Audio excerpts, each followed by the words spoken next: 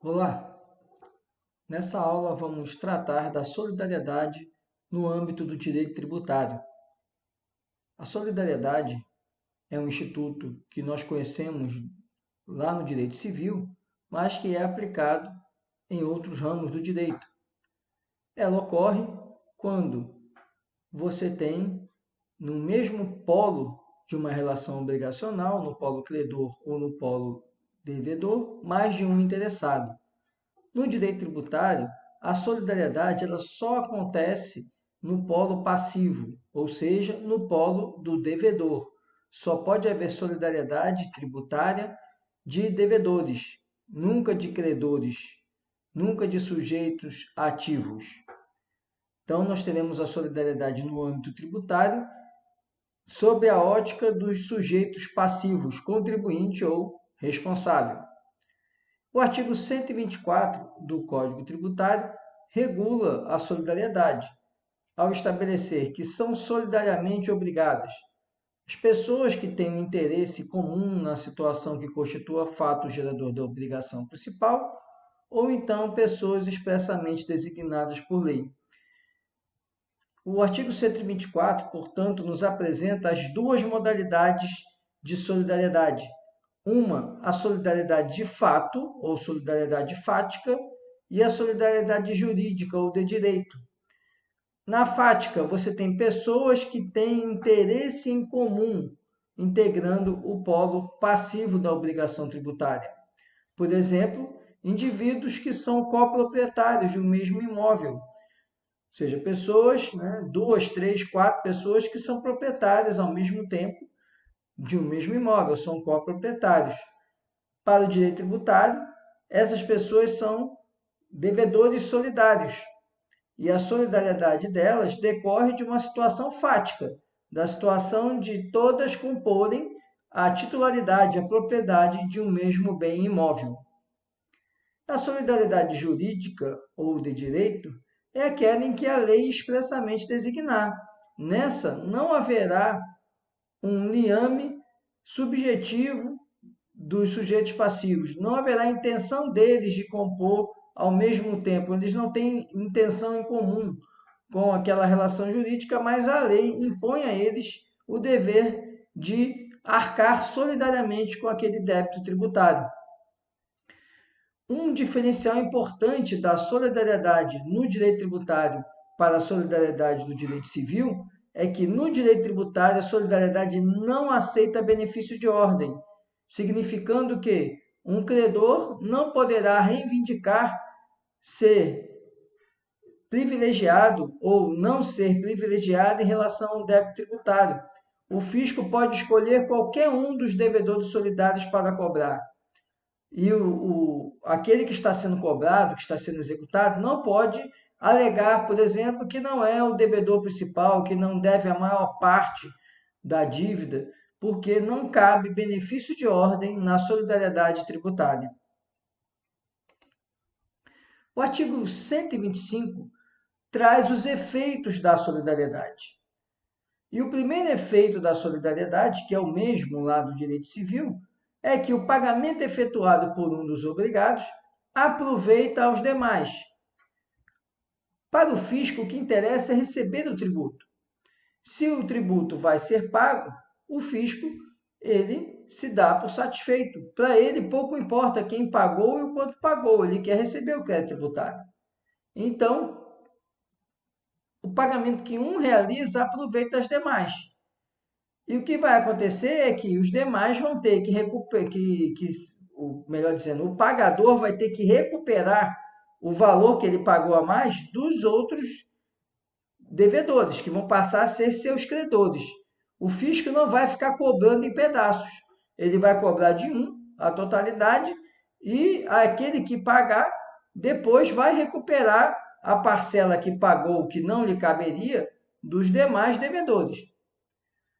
Segundo, a isenção ou remissão de crédito exonera todos os obrigados, salvo se outorgada pessoalmente a um deles, subsistindo, nesse caso, a solidariedade quanto aos demais pelo saldo. Primeiro, isenção. Ele é um instituto que está relacionado à exclusão do crédito tributário.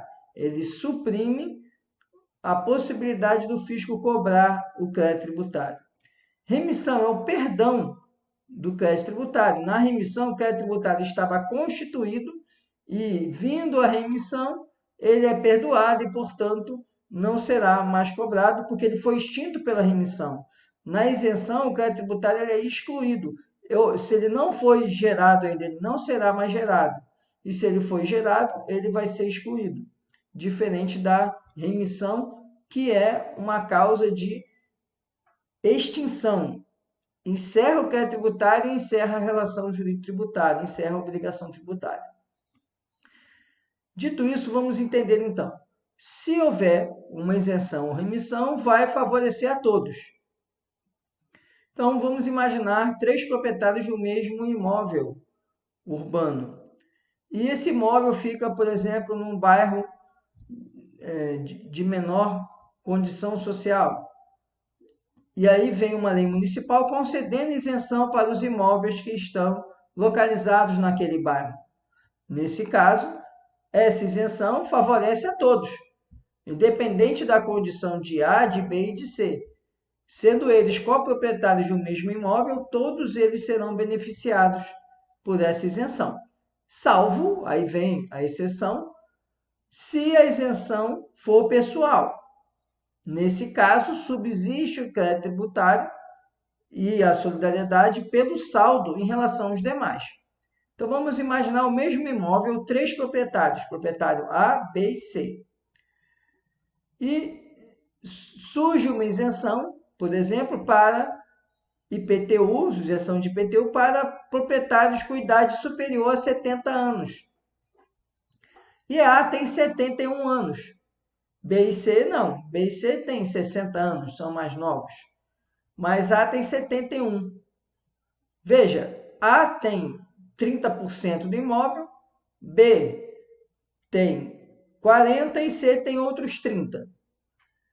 O que vai acontecer é que, como essa isenção é de caráter pessoal, por que é pessoal? É só para quem tem mais de 70 anos, que é o A no nosso exemplo.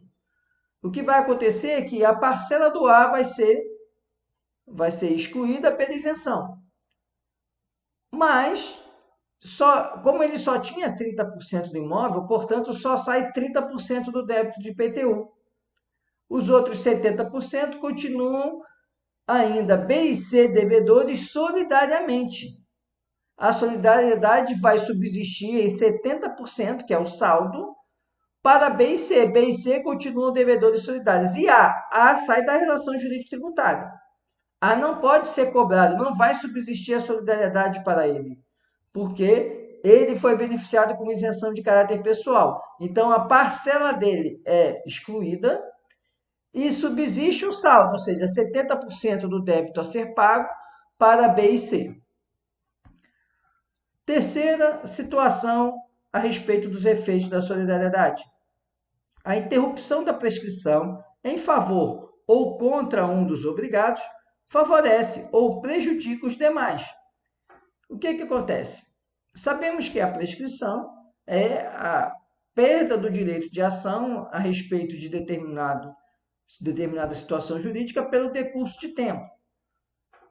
Então, se acontecer a prescrição em relação a um dos devedores, essa prescrição vai favorecer os demais.